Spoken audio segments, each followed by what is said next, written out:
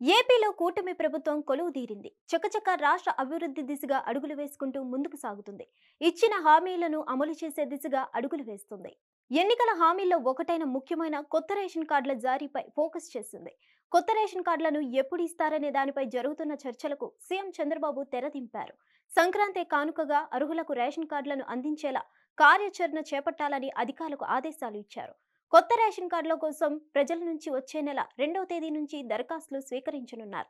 ప్రభుత్వం అమలు చేయాలనుకుంటున్న ఇప్పటికే అమలు చేసిన పథకాలకు అర్హులు కావాలంటే రేషన్ కార్డు ఉండడం తప్పనిసరి. వృద్ధులు, వితంతువులు, వికలాంగులకు పెన్షన్ మంజూరు చేయాలన్నా, విద్యార్థులకు ఫీజు రియంబర్స్మెంట్ ఇవ్వాలన్నా, దీపం 2 పథకం వర్తింపజేయాలన్నా రేషన్ కార్డు ఉండడం ఖచ్చితం. రేషన్ కార్డు ప్రామాణికంగా తీసుకొని అధికారులు ప్రభుత్వ పథకాలకు అర్హులను ఎంపిక చేస్తారు. రేషన్ కార్డు ఉన్నవారే ప్రభుత్వ పథకాలకు అర్హులవుతారన్నమాట. కొత్త కార్డుల మంజూరు చేయడంతో పాటు ఉన్న వాటి సవరణకు అవకాశం కల్పిస్తూ డిసెంబర్ 2 నుంచి దరఖాస్తుల స్వీకరణకు నిర్ణయించింది కూటమి ప్రభుత్వం. నూతన రేషన్ కార్డులు, ఉన్న కార్డులో మార్పులు, చేర్పుల కోసం డిసెంబర్ 2 నుంచి 28 వరకు గ్రామ, వార్డు సచివాలయాల్లో అధికారులు దరఖాస్తులు స్వీకరించనున్నారు. అర్హులను గుర్తించి సంక్రాంతి పండుగ కానుకగా కొత్త రేషన్ కార్డులను అందించాలని కూటమి సర్కార్ టార్గెట్ గా పెట్టుకుంది.